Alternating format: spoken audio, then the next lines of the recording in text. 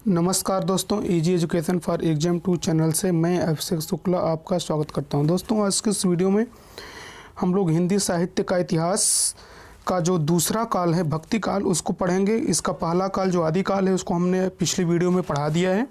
यदि आपने उस वीडियो को नहीं देखा तो आप हमारे चैनल के प्लेलिस्ट में जाकर के उस वीडियो को आदि काल को देख सकते हैं। उसकी आदिकाल की विस्तृत व्याख्या उस वीडियो में दी गई है, ठीक है, आदिकाल वाली वीडियो में, ठीक है।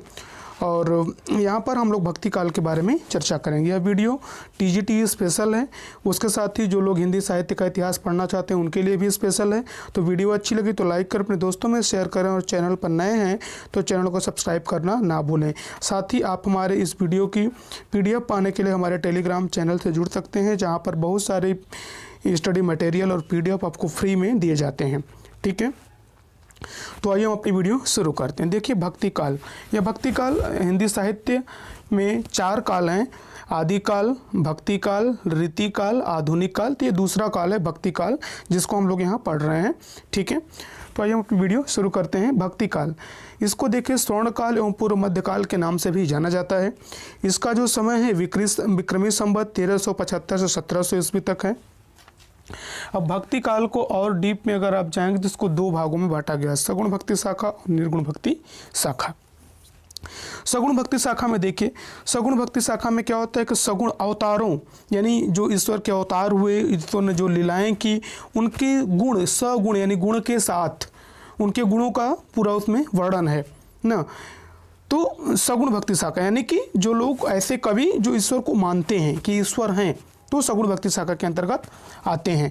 जो लोग ईश्वर की लीलाओं का, ईश्वर के अवतारों का जिन्होंने अपनी रचनाओं में वर्णन किया है, हाँ, उनकी लीलाओं का वर्णन किया, उनकी लीलाओं को बताया है, तो सगुण भक्ति शाखा कवि हैं। जो सगुण भक्ति शाखा के कवि ये मानते हैं कि ईश्वर का अवतार है और ईश्वर भी मनुष्य की तरह ईश्वर भी है।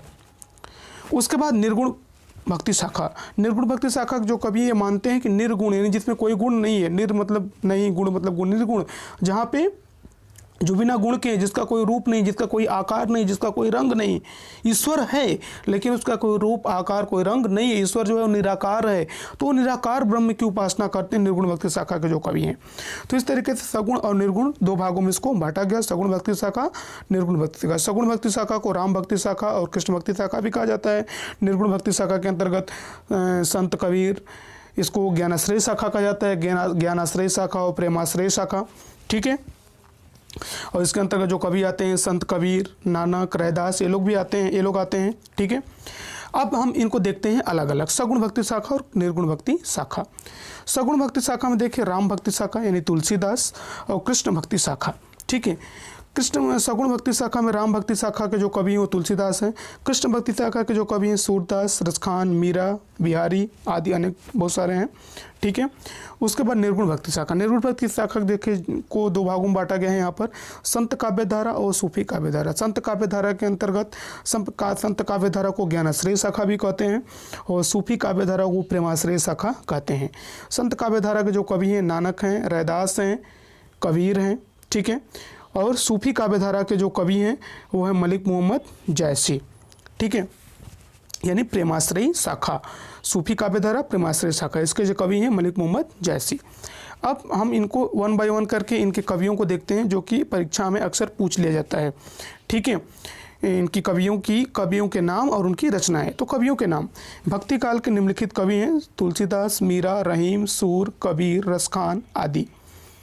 अब इनको नाम को याद करने के लिए हमने एक ट्रिक दी है, यहाँ पर देखिए, ट्रिक को आप देखिएगा, दोहे की जैसा हमने बनाया है। तुलसी, मीरा, सूर, रहीम भक्ति काल में आए, आते आते साथ में अपने संत कबीर रसखान को लाए। तुलसी, मीरा, सूर, रहीम भक्ति काल में आए, आते आते साथ में अपने संत कबीर रसखान को लाए, ठीक है। तो ये ट्रिक है इन कवियों के नाम को याद करने के लिए, ठीक है। ट्रिक अच्छी लगी तो कमेंट के माध्यम से जरूर बताएं। आदिकाल के कवियों की रचनाएं। अब आदिकाल कवियों की जो रचनाएं हैं देखिए, तुलसीदास की रचना है रामचरितमानस, हनुमान चालीसा, विनय पत्रिका, दोहावली, कवितावली, गीतावली।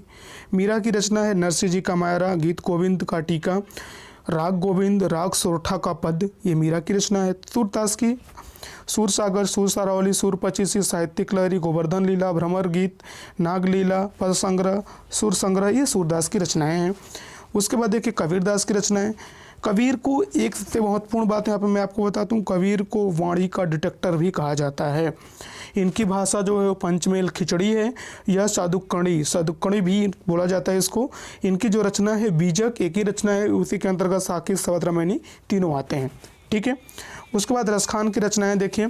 रसखान की रचना प्रेम वाटिका, दान लीला, सुजान, रसखान, अष्टायाम आदि।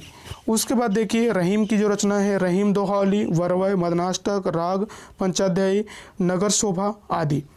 अब मलिक मोहम्मद जैसी देखिए ये फरीद खां यानी शेर शाह का जो असला नाम था वो क्या था, फरीद खां था। तो शेर शाह के दरबारी कविता, इन्होंने शेर शाह के दरबार में ही अपने सारे ग्रंथों को लिखा, जैसे पद्मावत, अकरावट, 12 मासा, आखिरी कलाम, चित्ररेखा आदि जितने भी इनके ग्रंथ हैं सभी ग्रंथों को इन्होंने शेर शाह सूरी के दरबार में ही लिखा। तो उम्मीद करता हूँ आपको वीडियो अच्छी लगी होगी। भक्ति काल की कवि और उनकी रचनाओं के बारे में मैंने आपको इस वीडियो में पूरा बताया, जो कि टीजीटी परीक्षा के लिए बहुत ही महत्वपूर्ण है। उसके बाद सुपर टेट, टेट और अन्य सभी वे परीक्षाएं जिसमें हिंदी पूछी जाती हैं, उन परीक्षाओं के लिए बहुत ही महत्वपूर्ण है। तो एक बार मैं आपसे और कहूँगा, वीडियो अगर अच्छी लगी तो लाइक करें, अपने दोस्तों में शेयर करें, और चैनल पर नए हैं चैनल को सब्सक्राइब करना ना भूलें। और एक चीज़ मैं आपको और बताना चाहूँगा कि यदि आप हमारे टेलीग्राम चैनल से जुड़ना चाहते हैं तो हमारे इसका जो वीडियो के लिंक में टेलीग्राम चैनल का लिंक दिया हुआ है, वहाँ पे आप जाके क्लिक करके आप जुड़ सकते हैं। सबसे पहले आपको अपने मोबाइल में टेलीग्राम जो ऐप आता है उसको इंस्टॉल करना होगा। उसके बाद इंस्टॉल करने के बाद देन आप जब वीडियो के हमारे डिस्क्रिप्शन में जा करके जो लिंक दिया हुआ है टेलीग्राम लिंक, उस पर क्लिक करेंगे तो आप हमारे टेलीग्राम लिंक से ज्वाइन कर जाएंगे। अगर आपको मेरी वीडियो देखनी है तो आप यूट्यूब पर उसके सर्च बॉक्स में लिखिए भक्ति काल हिंदी साहित्य का इतिहास, भक्ति काल या केवल भक्ति काल लिख करके आप लिख दीजिए इजी एजुकेशन फॉर एग्जाम 2, मेरी वीडियो आ जाएगी, आप मेरी वीडियो को देख सकते हैं। तो मिलते हैं अगली वीडियो में। जय हिंद, जय भारत।